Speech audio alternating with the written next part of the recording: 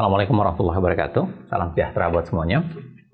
Jumpa lagi kembali, saya Zainal Arifin Mohtar, Panjang Umur Perjuangan. Kali ini kita mau bicara satu tema yang ngeri-ngeri sedap belakangan, banyak dibicarakan orang, yaitu RUU KUHP. Ada banyak sekali isu di situ, tentu saja, mulai dari isu ketiadaan partisipasi, ketiadaan transparansi, bahkan substansi yang juga kemungkinan akan banyak perdebatan, khususnya yang menimbulkan tagar semua bisa kena itu. Karena kita bisa menghina presiden bisa kena, menghina pejabat bisa kena, menghina camat juga bisa kena. Hampir semua penghinaan itu baik dilakukan secara langsung maupun online juga bisa. Bahkan kalau Anda melakukan demonstrasi dan demonstrasi itu menimbulkan hal sesuatu, juga kemudian dapat ancaman pidana. Nah, hari ini saya bersama dengan Mas Ferry Amsari. Ini agak kebetulan impor dari Padang. Saya datangkan dari Padang. Jadi habis ini sekaligus makan rendang pasti saja. Tapi kira-kira Mas Ferry Amsari ini dosen di Fakultas Hukum Universitas Andalas, selebriti di berbagai jaringan televisi, sudah membahas banyak juga di berbagai media. Saya lihat beberapa di antaranya soal ini. Nah, kalau Ferry Amsari ini rasanya mungkin saya tidak perlu panjang mengenalkan ya, karena punya catatan, track record yang relatif mirip dengan pendahulunya. Jadi orang Saldi Isra misalnya, jadi bicara soal isu anti korupsi, bicara soal isu konstitusi dan lain-lain sebagainya. Mas Ferry, makasih untuk datang, Bang. Sudah diundang. Iya. Ini balasan karena saya juga pernah diundang. Oh iya. Ya kan? Walaupun dulu undangnya masih online. Oh, sekarang, itu tujuannya. Iya. Sekarang saya hadirkan secara langsung. Oh, siap. Ya kan? Supaya jauh lebih afdol. Karena kebetulan kami membahasnya masih selalu dengan lebih bersifat offline, jadi selalu mendatangkan tamu. Mas Ferry, misalnya begini, kalau orang bertanya secara sederhana, apa problemnya di RUU KUHP itu? Kira-kira kalau secara sederhana bisa dijelaskan apa saja sih problem utama, dan kita akan bahas satu persatu. Pertama soal pembentukannya yang bisa dikatakan tidak terbuka. Sebenarnya ini sudah isu beberapa kali pembentukan undang-undang, Bang. Fast track legislation. Ya, fast track legislation. Dan bahkan kalau disandingkan dengan putusan MK terbaru 90, memang ada ruang ya, sepertinya pemerintah sengaja dan MK menjadi pelindungnya untuk ketentuan undang-undang yang semacam carry over.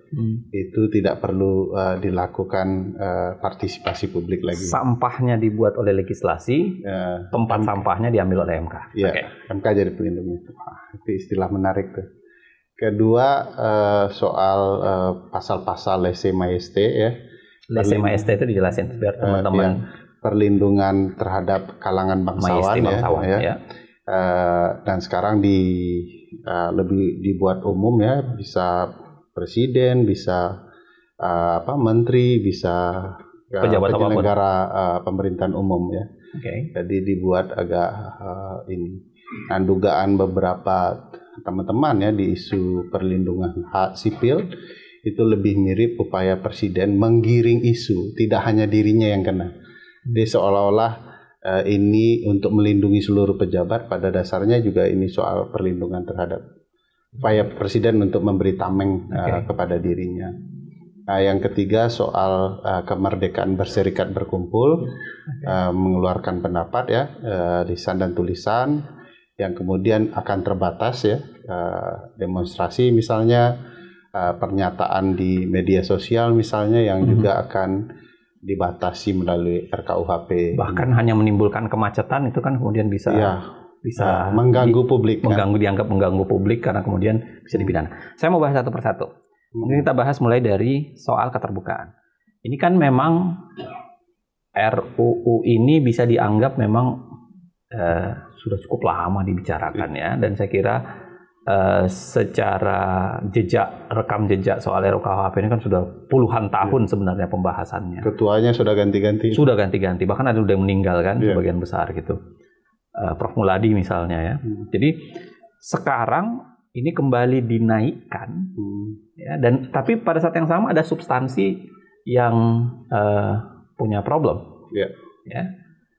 Keterbukaannya tidak ada, bahkan draftnya sampai sekarang kita juga belum nemu draft terakhir, karena draft yang beredar itu kan draft yang tidak resmi dan itu beberapa yang sebelumnya kan. Nah, Mas Ferry nggak? Peredaran draft yang tidak resmi semacam ini kan sudah pernah kejadian juga di Undang-Undang Cipta Kerja misalnya, ya. Sehingga kemudian di akhir saja baru pemerintah mengupload ya beberapa draft di kemudian hari. Nah, ini juga terjadi di draft RKUHP. Lebih banyak teman-teman media yang menyebarkan. Tentu saja tidak ada pertanggungjawaban institusionalnya. Persis. Sehingga kemudian bisa dikatakan publik kebingungan untuk memberikan masukan. Kalau alasannya misalnya begini, itu kan sudah sekian lama kita bahas. Apa yang baru? Tapi perkembangan publik tidak ketahui karena tidak ada pernyataan resmi. Yang lama itu adalah betul-betul carry over 100% atau tidak. Nah, apakah masukan publik didengarkan atau tidak? Ada frasa yang berubah atau tidak? Tentu. Misalnya kan kalau kita ingat dulu, dihentikannya kan dulu Presiden Jokowi menyatakan menghentikan pembahasan RUKHP kan. Khusus di 6 hal kalau tidak salah ada 6 hal yang belum yang lainnya sudah disepakati, tapi 6 hal yang pending.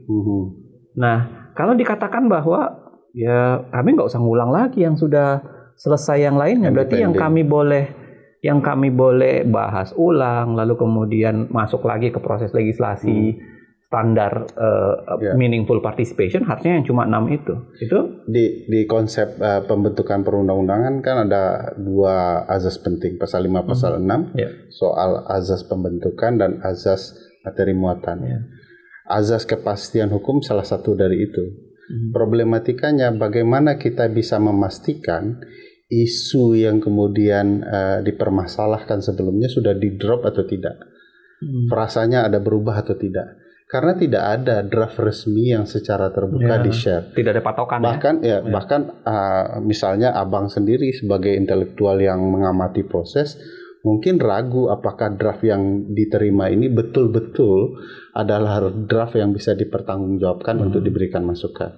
Hanya untuk sekedar diberikan masukan, Bang, bukan untuk kemudian katakanlah dipermasalahkan atau kemudian digunakan untuk kajian penelitian, tidak. Tapi untuk kemudian memberikan masukan pun pemerintah agak setengah hati. Artinya di level yang kalaupun bisa dianggap 6 itu yang bermasalah saja dan mau diperdebatkan, itu pun juga tidak ada. Gitu. Tidak ada. Apalagi kalau kita mau tarik lebih lebar ya, yang sebelumnya juga harusnya bisa kita kasih masukan, akses dan kasih masukan gitu. Nah, ada problematika juga, Bang, ketika kita tidak bisa memberikan masukan. Kan sebenarnya yang rugi pemerintah, karena pemerintah tidak bisa mendapatkan partisipasi publik. Dan kalau balik keputusan MK bisa dijadikan alasan untuk batalkan. Kalau dibaca putusan 91 PUU 19 Romawi 18 Romawi 2020 kan harus ada meaningful participation. Yang 3 hal itu. Yang 3 hal yang kemudian. Nah, ini bagaimana bisa meaningful loh kita tidak tahu gitu ya. Saya mau tanya analisis Mas Ferry. Kira-kira apa sih alasan pemerintah dan DPR menyembunyikan itu? Kalau misalnya kayak Cipta Kerja memang kelihatan ada kepentingan oligarki, kepentingan ini kelihatan lah. Atau misalnya Minerba kelihatan banget. IKN kelihatan. Tapi kalau KUHP apa kira-kira? Iya, karena bersentuhan dengan publik banyak ya, bukan yang lain tidak ya, tetapi ini soal kemerdekaan. Karena KUHP itu akan katakanlah by law akan membatasi kemerdekaan orang dan itu dianggap sangat kontroversial dan publik tentu akan katakanlah mempertanyakan ketentuan itu, lalu ditutup akses agar ini jadi tidak banyak keributan. Dan itu terjadi di beberapa undang-undang yang sebelumnya, misalnya undang-undang MK yang terbatas dalam hitungan minggu gitu ya. Lalu ada undang-undang yang terbaru DOB misalnya dalam hitungan 9 hari. Nah, ini kayak semacam sudah jadi tradisi pembentukan undang-undang baru oleh pemerintah dan DPR. Jadi kayak sikap tutup telinga, perilaku tidak demokratis sebenarnya. Yang dibahasakan fast track itu kan agak indah di telinga ya, padahal itu banyak sekali kemudian hak publik untuk berperan dalam pembentukan undang-undang itu jadi terabaikan. Padahal undang-undang itu kan karena sifatnya erga omnes ya, berlaku untuk semua orang, terdampak orang semuanya. Harusnya ya publik harus dilibatkan, bukan kemudian malah tidak dilibatkan. Ya tujuannya karena ini membatasi kemerdekaan, ada hal-hal kontroversial, misalnya soal pasal penghinaan pejabat itu kan dianggap oleh publik tidak benar dan kurang demokratis. Lalu ini memang mau diloloskan kalau persepsi saya ya, sehingga publik nggak usah diajak bicara aja. Berarti memang lahir dari sikap tidak demokratis saja sebenarnya ya. Upaya menutup telinga, yang penting kemudian pembatasan itu segera ada, kontrol terhadap masyarakat ada, tapi tidak perlu kemudian berlama-lama dengan pembacaan yang panjang. Oke. Saya mau balik ke yang kedua. Lagi-lagi teman-teman sekalian, saya mau ingatkan bahwa sebenarnya yang kita bahas ini hanya secuil sebenarnya dari begitu banyak isu. Karena begitu banyak isu sebenarnya di KUH pidana, nanti kapan-kapan kita akan cari lagi narasumber yang barangkali bisa membedahnya. Misalnya soal kumpul kebo, soal kohabitasi, misalnya ada banyak sebenarnya isu-isu yang bisa dianalisis lebih dalam secara substansi. Nah, Mas Ferry kita hadirkan di sini itu lebih pada penghinaan, isu konstitusionalnya, isu jabatan. Nanti kapan-kapan insya Allah kita cari yang lain yang bisa membedah yang lain. Mas Ferry yang kedua, tadi bilang bahwa soal penghinaan pejabat, bangsawan, ataupun kemudian. Nah, Mas Ferry melihatnya konstruksinya kah yang bermasalah, atau memang seharusnya ini dihilangkan secara misalnya kan, karena kita tahu ya, yang selalu dibahasakan oleh pembentuk RUU KUHP, dia mengatakan ya, penghinaan pejabat negara lain diancam pidana. Masa kemudian penghinaan pejabat sendiri tidak, gitu. Nah, Mas Ferry ngelihat apa? Ya, dua hal yang berbeda ya soal pejabat lain dan pejabat sendiri ya. Tapi saya mau agak mundur sedikit. Kesejarahan soal pasal-pasal penghinaan terhadap katakanlah pejabat penting ya. Kalau dilihat memang ada unsur yang berkaitan dengan ketajaman di pemilu kita. Banyak sekali katakanlah kritik-kritik publik itu betul-betul masuk ke perasaan penyelenggara negara.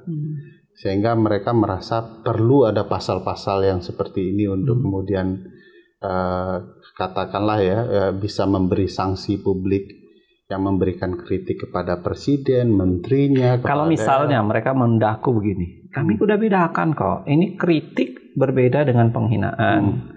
Kalau kritik ya kalau ditujukan kepada kerja-kerja pemerintahan tidak ada masalah, tapi kalau penghinaan misalnya menghina orang Pak Jokowi dan lain sebagainya, itu dulu pernah Angela Merkel itu dikritik habis-habisan soal kebijakan pemerintahnya, terutama soal imigran ya. Tetapi bagi Merkel itu biasa saja, bagi publik juga biasa. Tapi ada orang yang menghina Angela Merkel, mengirimkan di medsos foto dia waktu muda tidak berpakaian begitu ya, dan itu adalah penghinaan karena tidak berkaitan dengan pemerintah. Publik juga tahu dan tidak perlu dibahasakan di dalam hukum karena ada bias yang luar biasa ya. Ketika dia menjabat, dia punya kekuasaan. Ketika dengan kekuasaan itu dia bisa menggunakan bentuk kritik seperti apapun. Nah, bagaimana kemudian bisa dikatakan proses peradilan terhadap orang yang menghina itu akan adil baginya kalau yang dia hina adalah penguasa. Nah, ini problematika tersendiri. Tetapi tentu saja ini bisa berimbas ke banyak hal. Kadang itu kritik pemerintah karena publik menggunakan bahasa tidak semuanya kan terdidik begitu ya. Nah, itu dianggap penghinaan karena pasal ini terlalu mudah ditarik kemana-mana, jadi agak berbahaya. Jadi bagi publik. Kan kalau yang kita bicarakan misalnya kalau pasal 240 RUU KUHP yang beredar yang kita pahami itu, yang belum kita tahu apakah itu versi asli atau tidak, itu dikatakan bahwa kerusuhan menghina itu ya termasuk misalnya polisi, pemerintah, DPR, itu ada parameternya. Dia katakan kalau mengakibatkan kerusuhan. Nah, pada saat yang sama parameter kerusuhan sendiri juga tidak ada, dan itu menjadi delik material kan. Jadi bukan delik material itu kira-kira bedanya dengan delik formil. Delik formil itu kalau pasalnya terpenuhi langsung bisa dipakai. Tapi kalau delik material dilihat pada implikasinya, dilihat pada dampaknya, atau dilihat pada parameter yang ada. Nah, di sini dia katakan bahwa ya ini delik material karena harus ada kerusuhan. Kalau ada kerusuhan, baru pasal penghinaan itu bisa dipakai. Ya. Itu beralasan atau tidak sebenarnya secara hukum? Saya pikir ini yang menarik konteks lapangannya, Bang. Ya. Abang sendiri sering bersama teman-teman mahasiswa kan turun mengeluarkan pendapat dalam bentuk demo. Sependek pengetahuan saya, Bang, seringkali kerusuhan diciptakan untuk membubarkan masa aksi. Nah, ini yang dikhawatirkan teman-teman mahasiswa. Seringkali mereka ketika aksi ya baru menyampaikan 1-2 patah kata, lalu terlibat kerusuhan. Provokator. Kalau kemudian nilai kerusuhan itu diciptakan dan tidak diketahui siapa pelakunya, yang bertanggung jawab masa aksi. Padahal ancamannya pidana bagi mereka. Nah, ini seringkali bisa sangat terbuka untuk dimanfaatkan oleh belum lagi magnitudenya barangkali ya, magnitud kerusuhan itu apa gitu. Apakah misalnya kalau ada pukul-pukulan, sempat dorong-dorongan, pukul-pukulan, kekerasan gitu, lalu kemudian ada yang bakar ban, itu sudah diukur kerusuhan, ataukah dia harus ada magnitud, misalnya ada berapa rumah yang dibakar, berapa blok yang diserang, kan itu kan susah, Bang. Betul. Bisa aja misalnya satu tempat terbakar, dia bisa berdampak luas, misalnya apinya yang kemudian menyebar cepat gitu ya, karena ada angin atau segala macam. Ada juga karena bakar ban, walaupun kesannya besar, tapi kan tidak merusak banyak yang di sekitarnya. Atau misalnya membakar tong sampahnya gedung DPR gitu. Ya, terus jangan rusuh. Langsung. Karena dibayangkan membakar gedung DPR gitu. Kalau di Medan tuh baru dibakar dikit aja udah kau rusuh kau. Itu maksudnya begini, kalau standarnya ada di aparat penegak hukum, ini akan berat bagi hak orang. Betul. Padahal ada pasal 28 yang memberikan jaminan untuk itu. Bahwa yaitu hak konstitusional yang kemudian harusnya dilindungi aparat.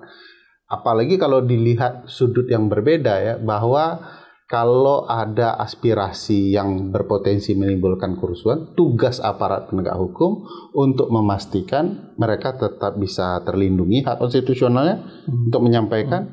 Yang kerusuhan ini yang tugas aparat untuk kemudian mengamankannya ya, agar tidak timbul kerusuhan. Aneh kalau dalam pengetahuan kita semua ya, biasanya kan aparat itu sudah ada intel-intelnya, potensi kerusuhan itu sudah terbaca. Yang aneh kenapa kerusuhan itu ditunggu dan kemudian dipidanakan. Nah, ini problematika. Dan itu yang membuat jangan-jangan orang bisa curiga bahwa kerusuhan itu bukan tercipta tapi diciptakan gitu ya. Betul. Apalagi kalau dilihat ya, pasal ini seolah-olah membedakan antara warga negara Indonesia yang menjadi pejabat dan warga negara Indonesia yang menyampaikan aspirasi. Kalau kita lihat ini yang harus dicoba dilebur baik-baik ya, karena konteks presidensial dan parlementer menurut saya berbeda kesejarahan. Kalau di parlemen pasal-pasal lese majesté ini mungkin di titik tertentu bisa dimaklumi. Walaupun secara demokrasi kan dipertanyakan di Thailand misalnya. Khususnya yang parlementer yang punya tradisi keraja ya, ada raja. Karena harus ada maskot atau lambang simbol negara itu harus dilindungi. Di presidensial seingat saya itu tidak diberlakukan karena memang mereka menentang paham kerajaan itu. Oleh karena itu ada kemerdekaan untuk menyampaikan bahkan kepada figur yang dinyatakan dihormati sekalipun. Saya ingat dulu waktu karena dia dipilih langsung oleh rakyat. Dipilih langsung, Pak, daulatnya ada di sana. Nah, karena pemegang daulat yang terserah dong ngomong apa kan kurang lebih gitu ya. Dan saya ingat betul itu waktu George W. Bush Junior senior yang sebelumnya. Senior yang kemudian perang ke Irak begitu ya. Grup band Green Day buat album dan konser judulnya American Idiot dan mereka dedikasikan untuk kebijakan Bush. Bahwa dia nyatakan ini presiden idiot. Biasa aja begitu ya. Dan harus disadari oleh pejabat publik bahwa kritik publik itu karena berdasarkan ketidakpuasan kebijakannya. Yang diperhatikan substansinya, jangan cara penyampaiannya di dalam sistem presidensial. Jadi yang diperbaikinya adalah ada satu concern juga yang barangkali kalau diserahkan yang beginian ke aparat penegak hukum, kita kan juga khawatir ya, karena belajar misalnya dari kasus undang-undang ITE. Yang tujuannya berbeda, tapi kemudian pasalnya dipakai oleh aparat penegak hukum untuk hal yang berbeda. Bahkan memaksa negara akhirnya mengeluarkan kayak aturan pelaksana kan? Itu kan artinya Kapolri punya aturan pelaksana gitu, memaksa. Karena itu tadi jauh tidak serta-merta ya, padahal ya memang tidak boleh juga begitu ya. Betul. Jadi abang pas tuh betul aku mau komentari bahwa aneh juga kalau sudah ada undang-undangnya, kemudian peraturan pelaksananya coba membatasi karena merasa undang-undang ini terlalu luas dampaknya. Betul. Dan itu juga bisa dibayangkan Bang dengan undang-undang ini, tiba-tiba seluruh perasaan pejabat publik ditumpahkan kepada publiknya untuk menutupi kebijakan yang bermasalah. Siapa yang komentar dilaporkan. Akhirnya tidak terjadi relasi antara penyelenggara negara dan publik sendiri agar permasalahan bisa diselesaikan. Yang diharapkan publik kan masalahnya diselesaikan.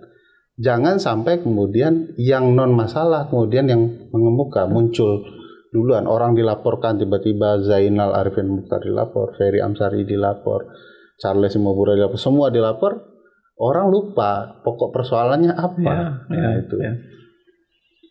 Oke, saya mau minta komentar lagi 1-2 hal soal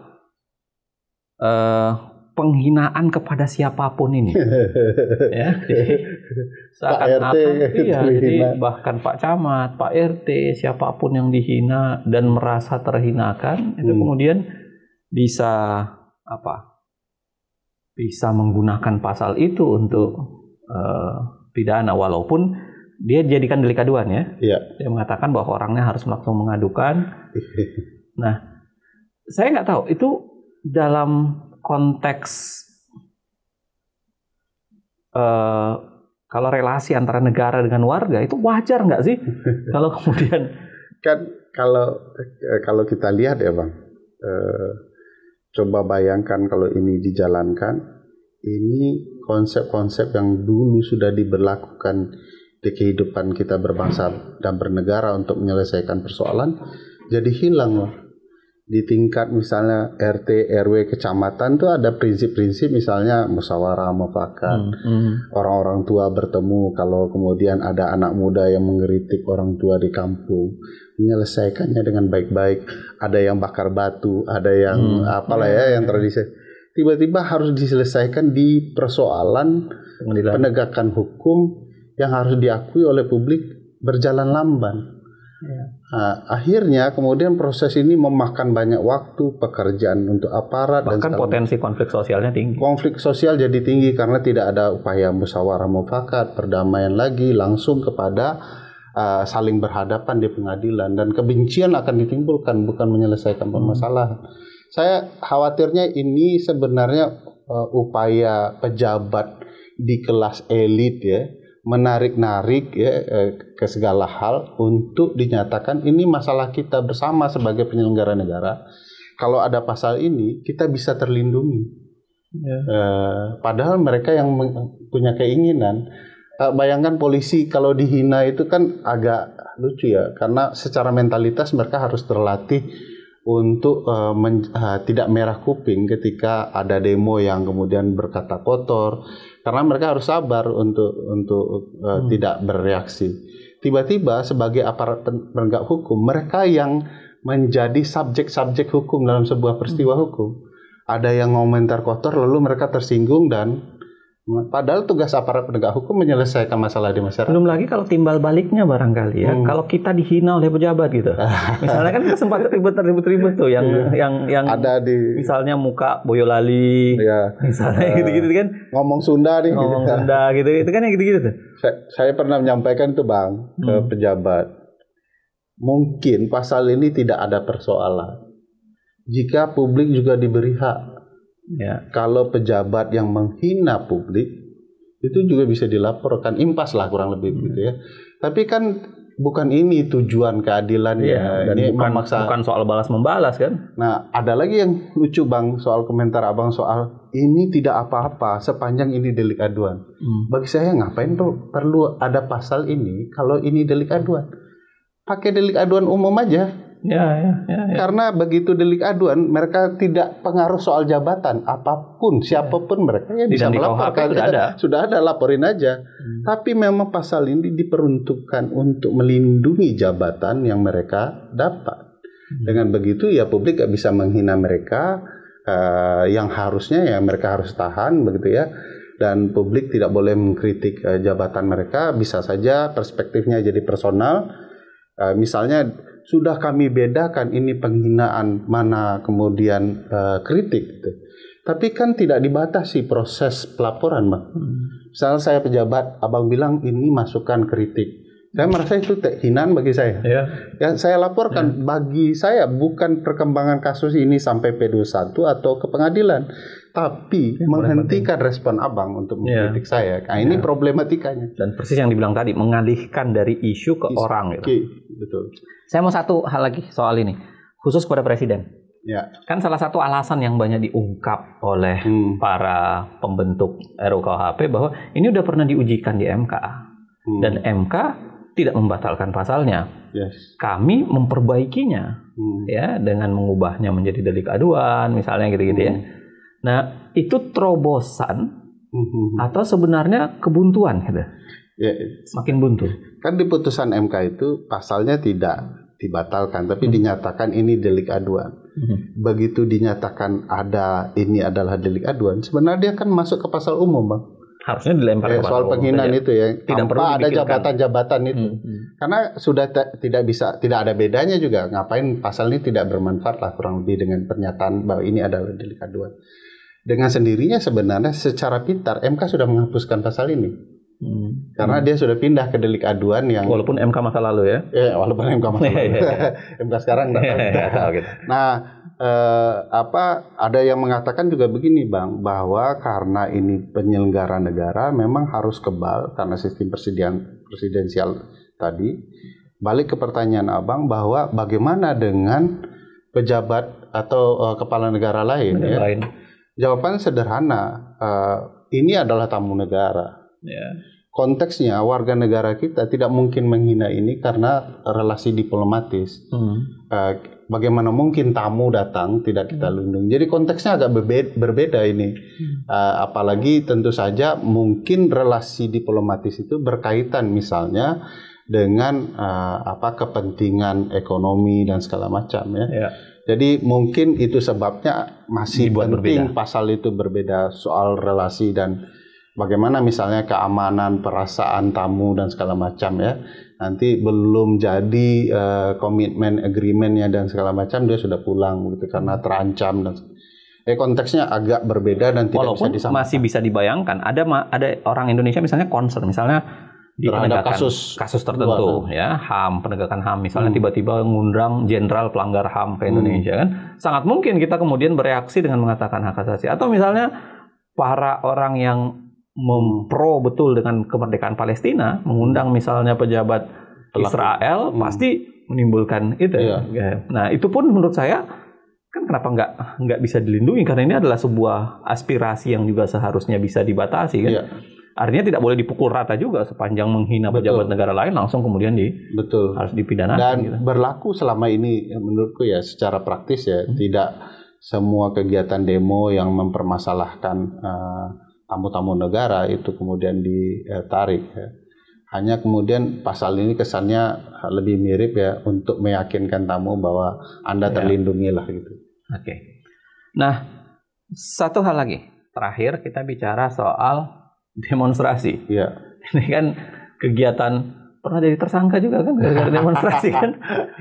Sama Charles ya? Ya. Pernah jadi tersangka? Pernah. Sendiri pernah berdua. Demonstrasi ini kan kegiatan menyampaikan pendapat ya, secara lisan dan tulisan, dan itu harusnya dijaminkan dengan undang-undang. Bahwa caranya diperbaiki ya. Tapi kalau saya katakan berlebihan nggak sih kalau kemudian diancam dengan pidana? Ya, orang yang menyatakan pendapat, walaupun di situ implikasinya dibuat misalnya menyebabkan gangguan sosial, misalnya termasuk kemacetan dan lain-lain sebagainya. Itu berbahaya nggak sih kalau? Iya, tanpa demonstrasi saja Bang. Kalau kita mengganggu fasilitas umum, apa segala macam ya berpotensi kemudian orang itu dipermasalahkan ya. Tapi kalau kemudian dari demonstrasi itu ada akses ya, orang banyak begitu ya, tiba-tiba kita tidak mengetahui siapa kemudian pelaku intinya, apakah dia disuruh, apakah dia intelijen atau siapa gitu ya. Tiba-tiba Korlap harus bertanggung jawab. Ini yang kemudian banyak hal yang bisa ditarik-tarik kemana-mana. Dan apalagi prinsipnya adalah kemerdekaan untuk menyampaikan ya, pendapat, lisan tulisan gitu ya. Dan aneh kalau kemudian ini dilihat konteks imbasnya, bukan perlindungan cara menyampaikannya. Jadi yang dipermasalahkan itu ekses yang belum tentu terjadi. Padahal kan yang harus jamin dulu ini hak untuk menyampaikan pendapat, dan pastikan keamanan mereka, perlindungan agar mereka tidak mengganggu fasilitas umum itu dilakukan. Nah, jangan kemudian seolah-olah ini sudah pasti akan melanggar. Misalnya kalau tidak dilaporkan, kalau kemudian merusak, gitu ya, berdampak kepada publik yang luas, itu berhak bagi kepolisian. Saya ingat sependek pengetahuan saya soal aksi-aksi Bang, seringkali yang kemudian memaksa perbenturan itu terjadi adalah aparat. Nah ini yang menjadi problematika. Dan kalau aparat yang melakukan aparat yang melakukan, siapa yang kemudian bisa melaporkan aparat? Kalau misalnya saya balik begini, ini kan sebenarnya ada katup administrasi yang dikatakan bahwa orang kalau mau demo harus pemberitahuan. Kan makna katup administrasi ini harusnya itu menjadi sinyal bahwa dia harus dikawal supaya tidak ada proses berbahaya kan? Betul. Gitu. Jadi apa gunanya kita pemberitahuan kalau kemudian dibiarkan kemungkinan macetnya, dibiarkan kemungkinan mengganggu keamanannya gitu kan? Banyak juga termasuk juga penyediaan fasilitas. Kenapa sibuk melarangnya? Kenapa tidak membangun fasilitasnya? Saya ingat ada satu negara ya, salah satunya di Filipina. Di University of Filipina itu mereka bangun satu tempat demo yang betul-betul memikirkan fasilitas kepentingan mahasiswa. Jadi tidak dijauhkan dari rektorat, di dekat rektorat. Kalau malah sebaliknya kan kita kan, karena kemudian ada daerah kan ada simbol-simbol demo tuh biasanya demo Istana kan, Negara misalnya. Iya kan, Istana Negara. Dijauhkan. Kalau Jogja misalnya pasti di daerah Malioboro. Gara-gara kemudian beberapa daerah dilarang, itu kan kemudian terjadi perpindahan-perpindahan gitu. Nah, termasuk barangkali larangan terhadap objek vital nasional kan itu pasti dilarang tuh. Nah, dan apa gunanya rezim pemberitahuan kalau gitu? Karena pemberitahuan itu saya maknai bukan hanya sekedar dikawal untuk aman. Iya, tapi kemudian menjadi sarana bahwa negara harus bekerja ya untuk melindungi pernyataan pendapat ini berjalan efektif dan baik gitu. Persis Bang. Iya kan? Persis. Bukan pemberitahuan itu jadi alasan atau tidak bagi para penegak hukum untuk kemudian menolak aksi, membubarkan aksi, tapi memastikan keamanan aksi agar mereka bisa mungkin ya memastikan wah kalau ternyata aksinya begini akan ada kemungkinan kelompok lain datang. Bagaimana kemudian strategi aparat untuk bisa membelah itu agar bukan menjadi alasan bahwa daripada kalian bentrok kami hilangkan dua-duanya gitu. Itu problematikanya. Seringkali itu yang kemudian digunakan aparat untuk pembenaran. Nah, sekarang ada pasal ini tentu akan semakin ada ruang bagi aparat untuk kemudian mencegah. Nah, aspek demokrasi konstitusionalnya menjadi timbul. Dan saya rasa biasanya yang begini-beginian digunakan kan sebagai alasan untuk meniadakan. Jadi tiba-tiba Anda mau demo, wah ini udah mau dekat bulan lebaran nih, kalian udah tidak dikasih pemberitahuan, itu kemudian semacam menghilangkan kemungkinan teman-teman untuk demo. Problematika di pasal ini, Bang, ketika aparat merasa ini bermasalah ya, mereka akan menghentikan di hulunya, Bang. Prevensi ya. Ya, jadi akhirnya aksi-aksi publik tidak bisa atau tidak jadi dilakukan. Nah, ini yang seringkali dilakukan. Begitu tahu, begitu harus dilaporkan dan segala macam, ya apapun alasannya ya bahwa ini hukuman jauh lebih ringan dan segala macam, tetapi ini efektif untuk menghentikan aksi di hulu. Bahasa sederhananya, penyampaian pendapat itu tidak untuk dikanalisasi, tetapi untuk dilindungi, difasilitasi. Gitu. Betul.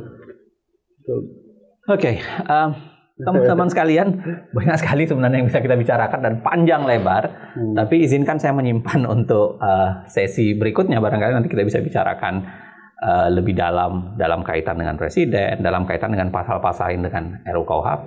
Tapi satu hal yang pasti, saya ingin katakan bahwa memang bahasa Mas Ferry tadi menjadi menarik. Negara yang semakin tidak demokratis itu kemudian mengungkungi masyarakat menjadi begitu banyak kewajiban ya, dan begitu banyak keharusan, begitu banyak ancaman. Tetapi pada saat yang sama kemudian tidak diberikan ruang yang cukup untuk melakukan kritisi, tidak cukup untuk melakukan aspirasi dan partisipasi. Ya begitulah di kita. Panjang umur perjuangan. Assalamualaikum warahmatullahi wabarakatuh. Terima kasih, Mas Ferry. Sama-sama, Mas.